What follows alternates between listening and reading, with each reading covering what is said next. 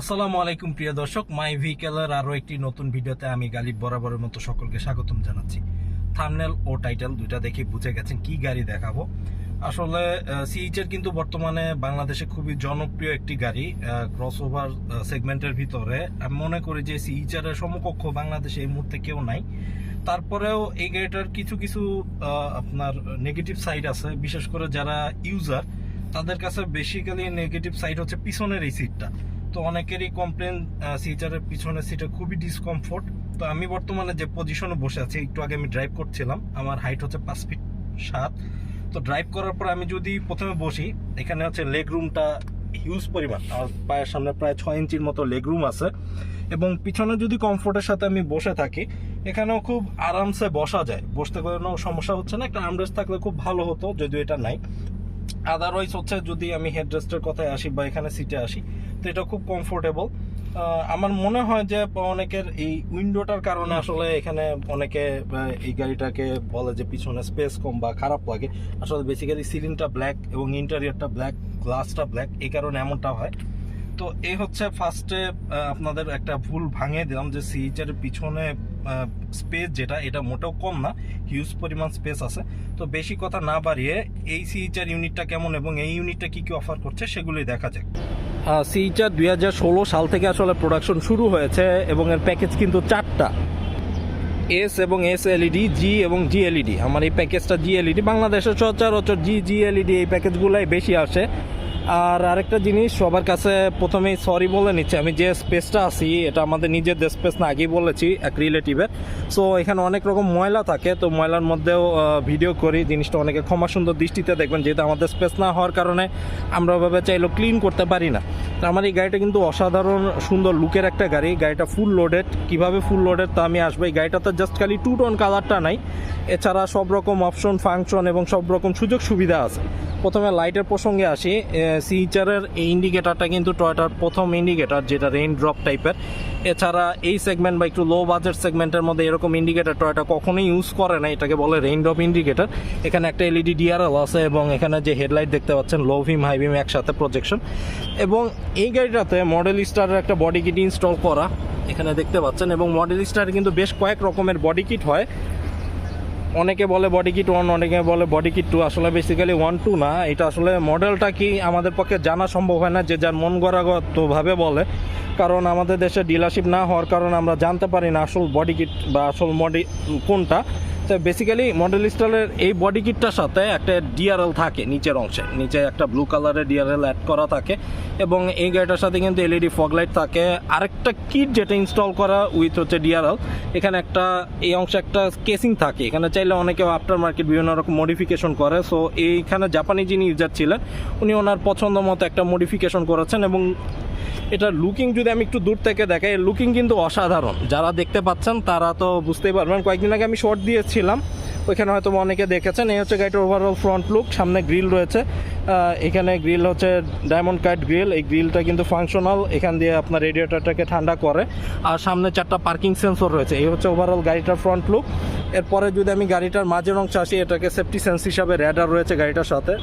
এই হচ্ছে ওভারঅল সামনের সাইড। এখন যদি সাইড প্যানেলে আসি, সিএইচআরের জিএলইডি এবং জি প্যাকেজে 18 সাইজ রিম হয়।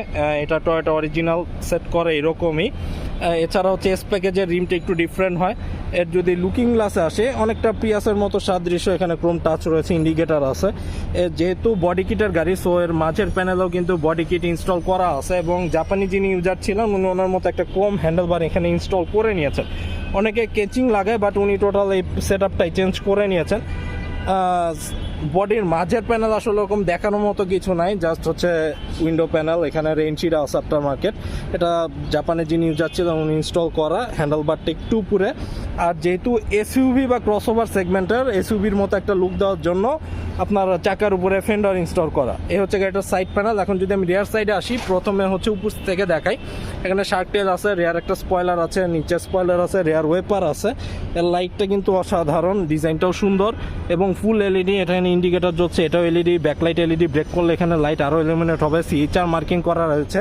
হাইব্রিড গাড়ি যেহেতু হাইব্রিড মার্কিং করা রয়েছে, টয়োটা মার্কিং করা রয়েছে এখানে।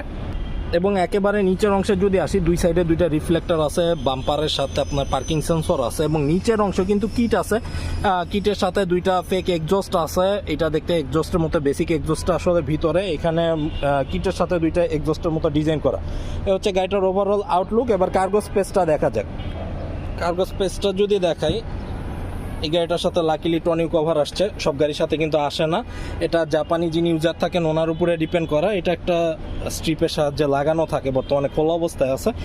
এর হিউজ পরিমাণে একটা কার্গো স্পেস কতটুকু এটা আমি আমার ডিসক্রিপশন বক্সে দিয়ে দেবো। এখানে রুম লাইট দেখতে পাচ্ছেন, এবং এই ইউনিটটার সাথে কিন্তু লাকিলি স্পেয়ার হুইল আসছে। ম্যাক্সিমাম মানে 100টা গাড়ি আসলে দেখা যায় যে 99টা গাড়ির সাথে জেল কিট আসে, এটার সাথে শুধুমাত্র লাকিলি স্পেয়ার হুইল আসছে। এই হচ্ছে পিছনের সাইড।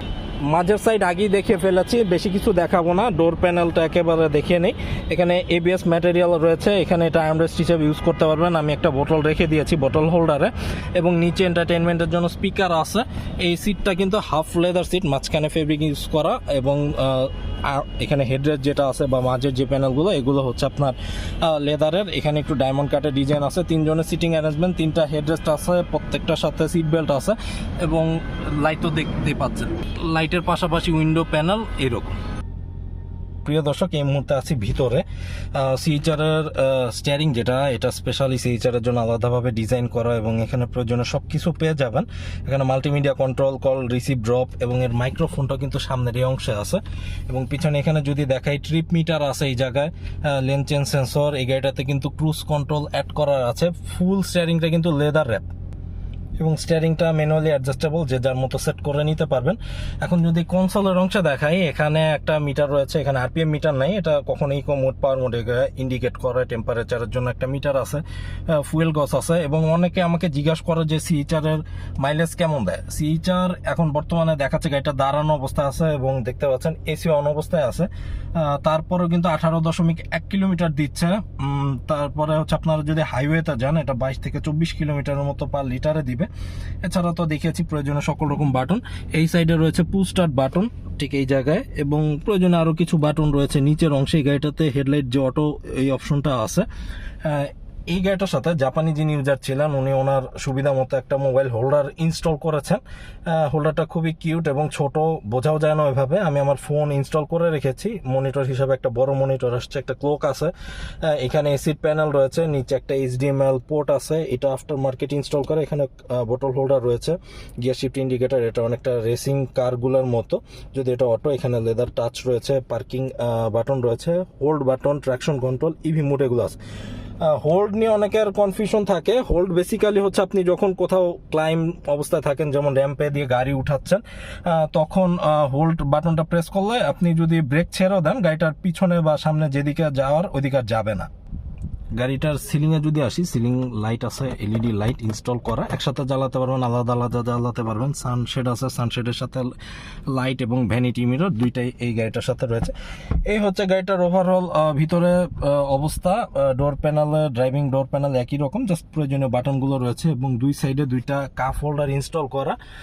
যদি বোতল বা টুকটাক কাপ কিছু রাখেন ঠান্ডা জাতীয়, তো এখানে রেখে ঠান্ডাভাবে ইউজ করতে পারবেন।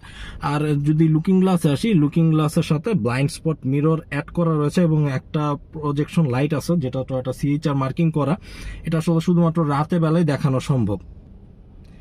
প্রিয় দর্শক, চেষ্টা করলাম যতটুকু দেখানো সম্ভব দেখানোর জন্য। আজকে আর ইঞ্জিনটা দেখাচ্ছি না, কারণ ইঞ্জিন অনেক দেখিয়েছি। এটা 2ZR কোডের একটা ইঞ্জিন। তো এই সেম ইঞ্জিনটা পিয়াস ইউজ করা হয়, করোলা ক্রস ইউজ করা হয়, আরো বিভিন্ন রকম গাড়িতে ইউজ করে থাকে। খুবই রিলায়েবল একটা ইঞ্জিন। তো ইঞ্জিনের ফুল পাওয়ার আউটপুট, টর্ক ডিটেলস আমি আমার ডিসক্রিপশন বক্সে দিয়ে দিব, যাদের যাদের জানার ইচ্ছা চেক করে নিতে পারেন।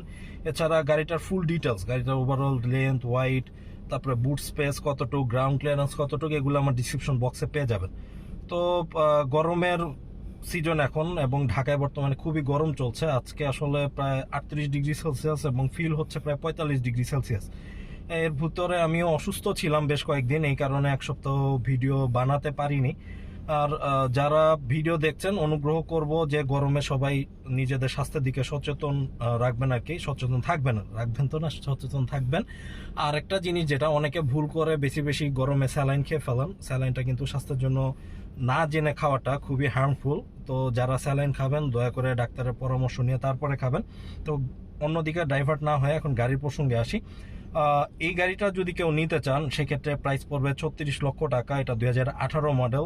এটার প্রাইস একটু বেশি, কারণ দেখতে পেয়েছেন যে এটা কিন্তু জিএলইডির সাথে সাথেও অনেক রকম এক্সট্রা কসমেটিক গেট আপ আছে এই গাড়িটাতে।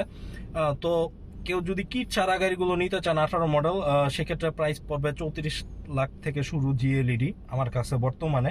বর্তমানে red wine colour, pearl colour, grey colour এগুলো অ্যাভেলেবল রয়েছে। যাদের লোন ফ্যাসিলিটি লাগবে প্রায় 18 থেকে 20 লাখ টাকার মতো লোন হবে। প্রোফাইল সাপোর্ট করলে লোন অ্যামাউন্ট আরও বাড়িয়ে দেওয়া যাবে। তো অনেক কথা বলে ফেললাম। কেউ যদি ইন্টারেস্টেড থাকেন গাড়িটা নেওয়ার জন্য, ডিসক্রিপশন বক্সে আমার ফোন নাম্বার ডিটেলস দেওয়া থাকবে, ওখান থেকে যোগাযোগ করতে পারেন। তো আজকে বেশি কথা না বাড়িয়ে আপনাদের সকলের সামনে থেকে বিদায় নিচ্ছি। আসসালামু আলাইকুম।